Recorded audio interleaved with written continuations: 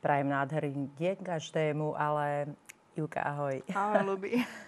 A ako sme slúbili v minulom dieli, tak dnes si niečo povieme. Čo to znamená taký logik v akcii? Ja tu nakreslím, alebo teda vytiahnem arkánum, ktoré si myslím, že ho tak troška charakterizuje. Ivka, skús ho charakterizovať ty podľa seba. Čo si myslíš o Král takom minci logikom? hovorí same za seba. Rozhodný, rozumný, ale povedzme rovno, všetko má presne zrátané. Čiže on neurobí niečo naviac, čo by nemusel, keď to nemá svoje pravidlá a zásady. A v podstate je to taký pragmatický typ. To je ten typ takého vedca, ktorý presne vie, odkiaľ, pokiaľ, odkedy, dokedy. A nalínajkuje vám váš život. No ja sa ti Aj každý priznám, deň. ja poznám niekoľko logikov, aj takých manželstiev alebo partnerských zväzkov s logikom, ktoré tiež za 3 dní skončili a už iba tak dožívajú. A myslím si, že problém toho logika je vlastne to, že on nie len, že si všetko nalinkuje, ale napríklad pôjde s vami na koncert, ak nemusí kupovať lístky, ale on vám na tom koncerte zaspí, pretože ho to nejak nebaví, pretože okrem tej svojej kalkulačky a toho, čomu sa venuje, čiže ako ten koník, keď ide a má tie klapky na očiach, tak podobne aj prebudiť logika si myslím, že je jedno veľké a krásne umenie. No ja si myslím, že on ani nebude baliť, on bude zbalený. No áno, taký áno.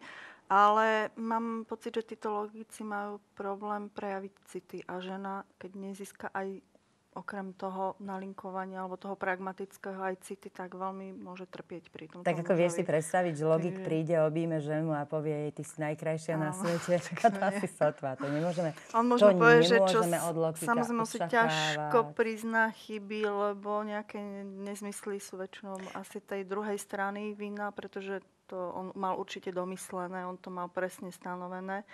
Takže mám pocit, že nejaký chaos v jeho plánoch spôsobí aj u neho.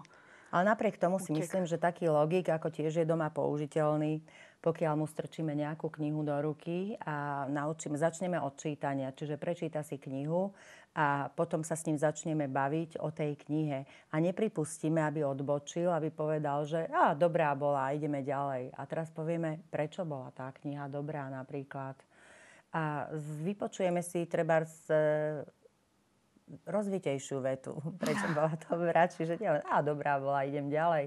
Čiže nemôžem pripustiť tie jednoduché odpovede, musím sa pýtať ďalej, ale zase musím poznať mieru, odkiaľ pokiaľ, pretože keď tá žena prekročí mieru, keď sa prispôsobí a robí všetko podľa jeho časového plánu. Ja som si všimla napríklad vo svojej poradni taký problém, že ženy sa boja ako keby tomu svojmu manželovi alebo priateľovi povedať, vieš čo, ale ja mám takýto záujem. Dobre, tak ty zostaň doma, ale ja do toho divadla pôjdem.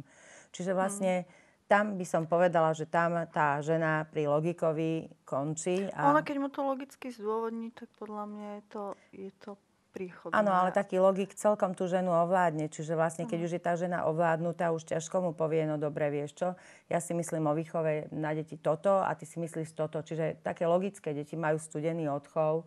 A logik so ženou, ktorá by bola logička, vôbec nevydrží. Ani s hysterkou nevydrží. Ani s odmeranou ženou. Nie.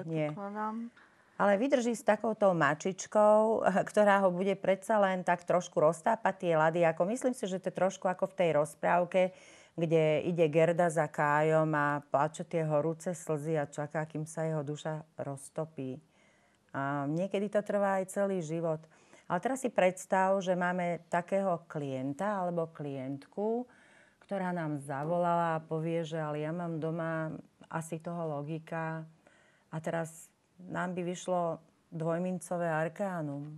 No, 2 mince sa rozkotúľajú. To znamená, že niekam Takže unikne prebudí jedna z Kája, druhej. alebo neprebudí? Mám pocit, že tam tie 2 mince pôjdu každá svojím smerom. Takže, a zase si to o tých minciach. To znamená, že tie city, keď aj druhá strana neopetuje, tak sa rozbehnú. A ja sa priznám, že väčšinou sa toto stáva v tých prípadoch, keď príde klientka a povie, viete, ja som mu varila, žehlila, prala, upratovala. Ešte som sa kvôli nemu naučila aj neviem čo. A on teraz sa odo mňa On teraz mi povie, že si nerozumieme, lenže ja si myslím, že to, že upratuje, varí, žehli, ako nech sa na mňa nikto neurazí, ale to sa nezdá upratovačka zohnať za nejakých, ja neviem, 60 korún na hodinu, teda 2 eurá na Áno. hodinu, alebo 3 eurá na hodinu.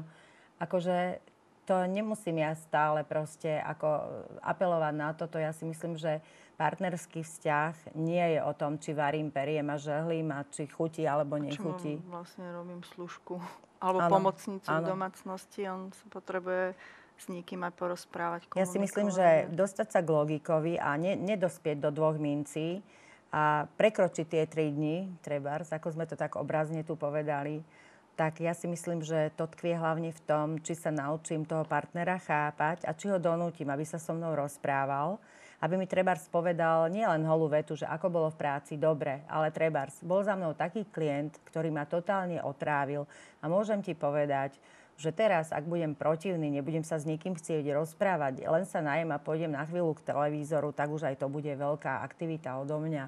Myslím si, že to ste už u logika dosiahli veľa. Takýto rozhovor.